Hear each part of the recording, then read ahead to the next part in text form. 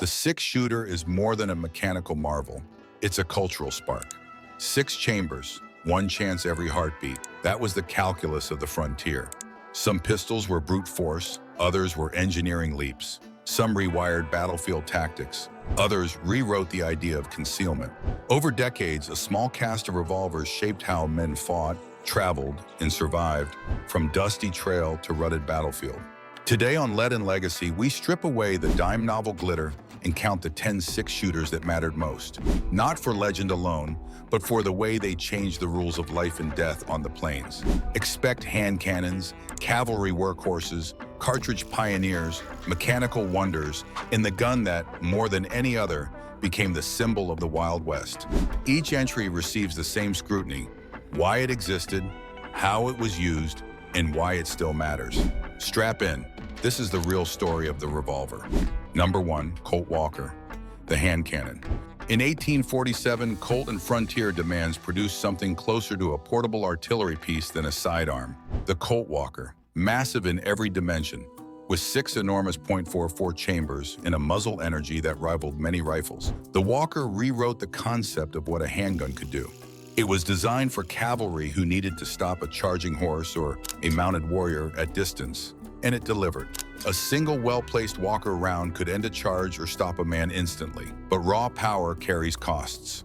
The Walker was brutally heavy, awkward to draw, and notorious for structural failures when overloaded. Its cylinders could rupture and its recoil punished the shooter.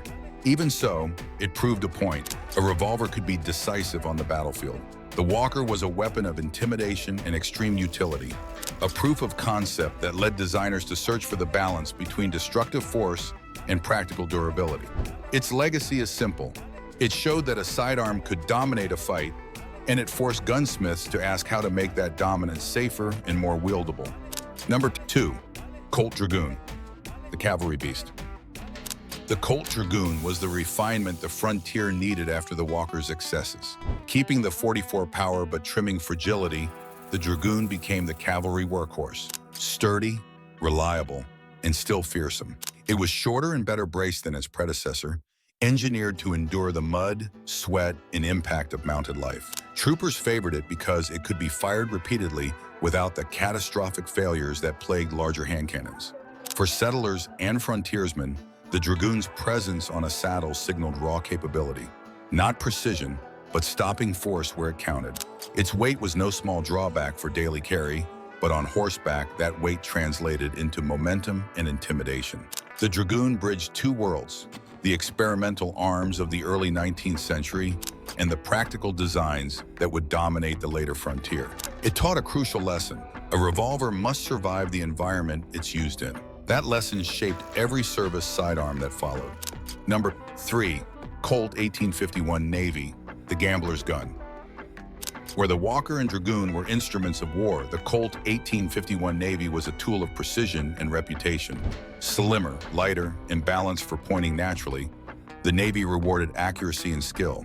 Chambered in .36, it traded raw knockdown energy for handling that allowed shooters to place follow-up shots faster and more reliably, essential in the cramped chaos of a saloon or a riverboat cabin. Its engraved cylinder and finer finishes also made it a status piece. It was both weapon and personal statement. Because many confrontations happened at extremely close range, the Navy's design often proved more practically lethal than a larger, harder recoiling gun. It became the preferred sidearm for gamblers, scouts, and marksmen who valued control over brute force. The Navy's export success and aesthetic conveyed a simple truth: lethality is often a function of accuracy and control, not only caliber. In an era where a single well-placed round decided everything, the Navy's balance of elegance and effectiveness made it a defining six-shooter. Number 4, Remington New Model Army, the soldier's iron. The Remington New Models Army introduced a construction philosophy as important as caliber: robustness. Its solid frame design with a top strap provided strength that Colt's open-top pattern lacked. That made Remingtons easier to maintain in the field, less prone to deformation, and more tolerant of rough handling.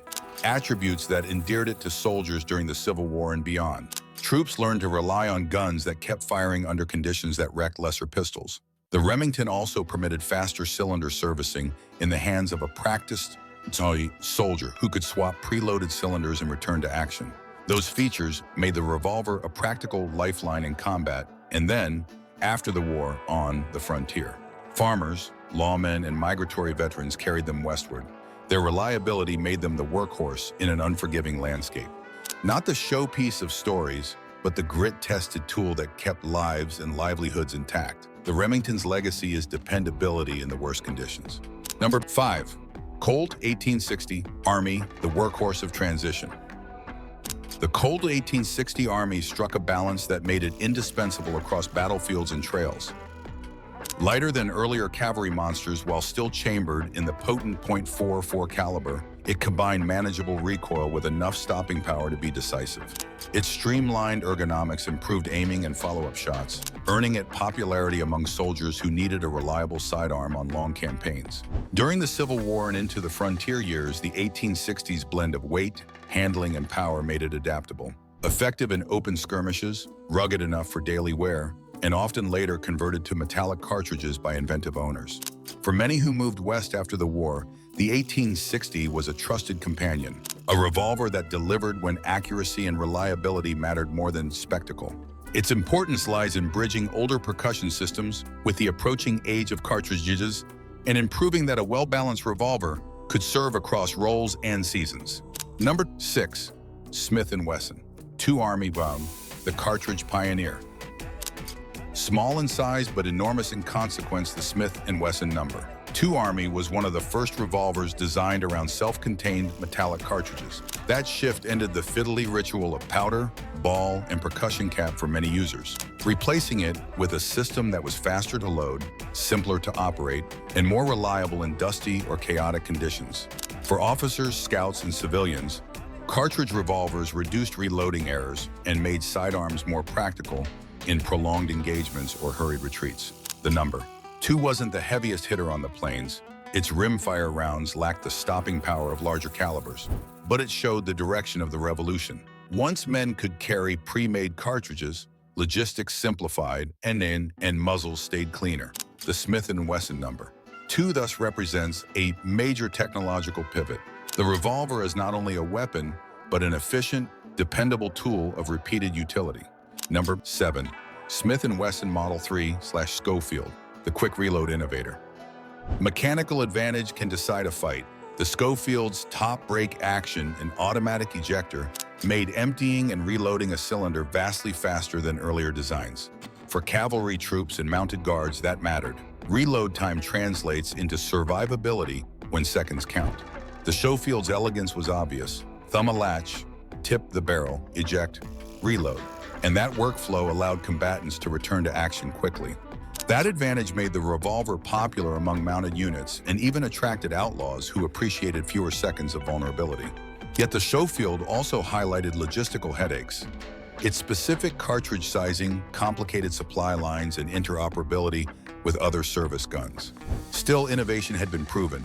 Reload speed was a new battlefield parameter, and weapons design would follow. The Schofield's legacy lay less in universal adoption than in changing expectations. Speed and ergonomics became central to later revolver architecture. Number 8. Merwin and Hulbert, the mechanical masterpiece. Amid mass-produced workhorses, Merwin and Hulbert carved a different path, hand-fitted engineering brilliance. Their revolvers introduced novel extraction and barrel mechanisms that allowed selective ejection and tight lockup, features unmatched by most contemporaries. Built to exceptional tolerances and often finished like jewelry, these guns offered performance and smoothness that delighted shooters and intimidated collectors. The complexity came with trade-offs: higher costs, more demanding manufacture, and sensitivity to harsh frontier conditions. Still, those who could own and maintain a Merwin prized mechanical bloodlines and precise handling. Their designs anticipated later principles of modularity and refinement. They proved a revolver could be a work of art as well as a tool. Historically, Merwin and Hulbert represent the boutique branch of frontier innovation, not ubiquitous, but influential. A reminder that engineering ingenuity sometimes blooms where market forces favor mass output. Number 9. Remington Model 1875, the practical challenger. Remington's 1875 model entered the cartridge age with a clear pitch, match Colt's fame but bring added durability and logistical sense.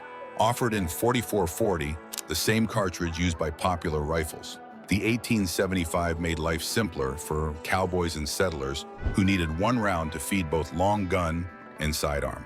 That practical compatibility mattered on long trails where every ounce of consumable mattered.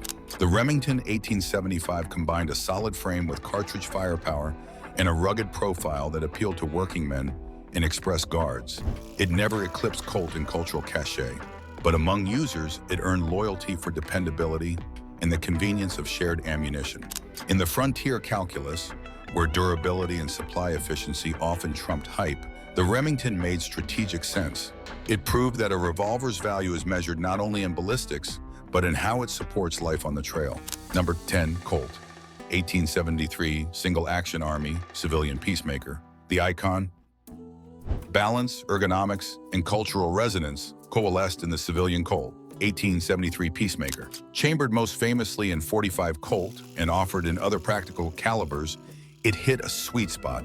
Light enough for daily carry, balanced for pointing, and powerful enough to be decisive at typical engagement ranges. Its simplicity, single-action reliability, a robust frame, and ease of maintenance made it approachable to soldiers, cowboys, deputies, and outlaws alike. Crucially, it arrived as America's frontier was being settled, and its presence in millions of stories cemented an image that outlived the era itself. The Peacemaker did not dominate by brute force alone. It dominated because it synthesized performance, ergonomics, and cultural timing. It became the template for what a revolver should be: practical, deadly, and manageable. As a result, the civilian Peacemaker stands at the center of frontier firearm history, not only for the fights it decided, but for the way it reshaped expectations about what a sidearm could and should be. 10 revolvers, 10 different answers to the same problem: how to survive when 6 rounds mean everything. Some were engineering experiments that birthed whole categories of weapons. Some were blunt instruments of stopgap necessity. Some made history by changing logistics or reload time. Others earned immortality because they balanced the perfect blend of ergonomics and authority. What unites them all is this: each reflected the needs of the moment and the men who carried them: cavalrymen, clerks, gamblers, guards, and ranch hands, across a continent in motion. The frontier was not won by a single gun, but by a lineage of tools that adapted and iterated. If you had to strap one on for a hard, honest fight, which would it be? Tell Lead and Legacy in the comments. If you like this deep dive into the revolvers that forged an era, like, share, and subscribe, and we'll keep bringing sharp history to a blunt world.